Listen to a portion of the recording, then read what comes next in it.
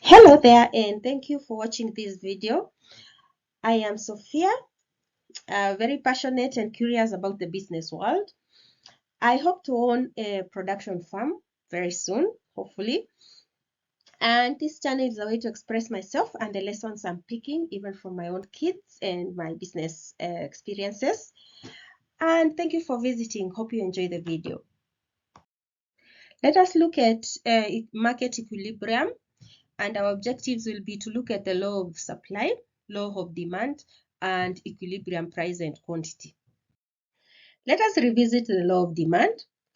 The law of demand holds that demand for a product changes inversely to its price, ceteris paribus, meaning when all other economic factors are held constant. In other words, the higher the price, the lower the level of demand. Now, we know that buyers have finite resources and their spending on a given product is limited as well. So, when prices go up, demand goes down. And if prices go down, demand goes up. Let us look at the demand curve that reflects the law of demand.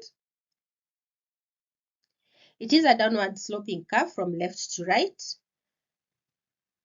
illustrating that the demand of a product, that is a normal product that follows the law of demand. When prices are high, demand will be low, and when prices are low, demand will be high.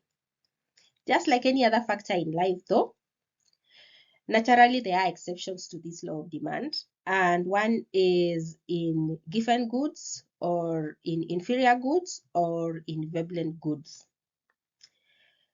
Given goods are non-luxury items that generate high demand when price rise regardless of the consumer's income. And they create an upward sloping demand curve that is contrary to the standard laws of demand. And an example of these goods is bread and rice.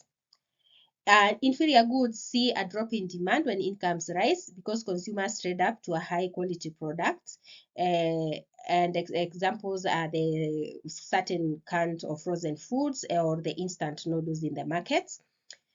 Although some people have specific preferences to these items, most buyers will prefer buying more expensive alternatives if they had their income allows them to do so.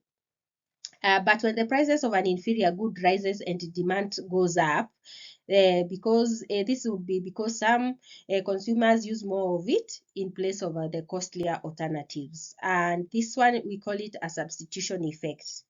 Therefore, a substitution effect happens when there is decrease in sales of a product that can be attributed to consumers switching to cheaper alternatives when its price rises. Now, an opposite end of the income and wealth spectrum, we have the Veblen goods. And these are luxury goods that gain in value and consequently generate high demand levels as they rise in price because the price of these luxury goods signal the owner's status. Good. Now, the law of supply. The law of supply relates to price changes for a product with the quantity supplied. In contrast with the law of demand, the law of supply relationship is direct, not inversely. The higher the price, the higher the quantity supplied. The lower the price, the lower the quantity supplied, when all other factors are held constant. Higher prices give suppliers an incentive to supply more of the product or commodity, assuming their costs aren't increasing as much. Lower prices result in a cost squeeze that curbs supply. And as a result, supply curve slopes upward from left to right.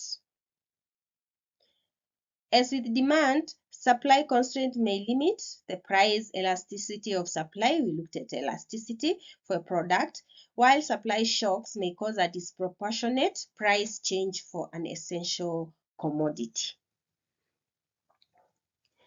So, the higher the price, the higher the quantity supplied, the lower the price, the lower the quantities supplied. Ceteris paribus, meaning that all other factors held constant.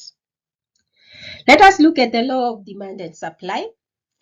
The law of supply and demand combines two fundamental economic principles describing how change in the price of a commodity will affect its supply and demand. Let us look at a graph. We have a graph that has our supply curve and our demand curve. Now, as the price increases, we've said supply rises, and while demand declines. And conversely, as the price drops, supply constricts while demand grows. So increased demand will lead to price increases, and in turn supply rises. Increased supply will lead to price decrease, and conversely, as the price drops, supply constricts, and while demand grows. Let us combine the law of demand and the law of supply. The law of supply and demand combines two fundamental economic principles describing how change in the price of a resource will affect its supply and demand. We know as the price increases, supply also rises while demand declines. Conversely, as the price drops, supply constricts while demand grows. Now, the economic theory of capitalism holds that when markets can operate freely, the forces of supply and demand will naturally interact in such a way that they'll produce a market efficiency and optimal pricing. This means that supply and demand levels of varying prices can be plotted on a graph. And please remember, this is of a normal good, where we apply both curves, supply and demand. Supply slopes from right to left, demand from left to right. The point at which supply and demand levels meet or intersect is the point of both equilibrium, price, and equilibrium quantity. The equilibrium price is also considered as the optimal price or the market clearing price. At the point where an upward sloping supply curve is noticed and a downward sloping demand curve is in the graph, where they intersect, supply and demand in terms of the quantity also is balanced. And this means there is no surplus supply in the market or unmet demand. The level of the market clearing price depends also on the shape and position of the respective supply and demand curves. So we are saying in a free market, increased demand over available supply will always drive prices higher, while increased supply over current demand levels will always drive prices lower. And the tendency here will be to move towards equilibrium quantity and price, where suppliers provide approximately match the quantity of goods that is demanded by the consumers. Now, this point at which supply and demand levels meet or intersect is the point of both equilibrium quantity and price.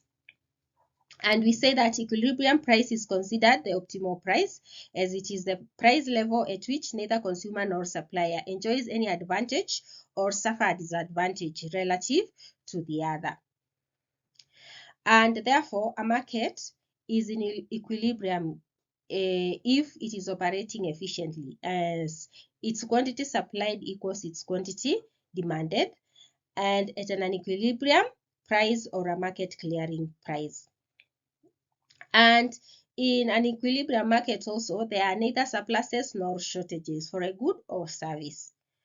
And therefore, an equilibrium state in a market, it is a state in which market supply and demand balances each other, and as a result, price becomes more stable.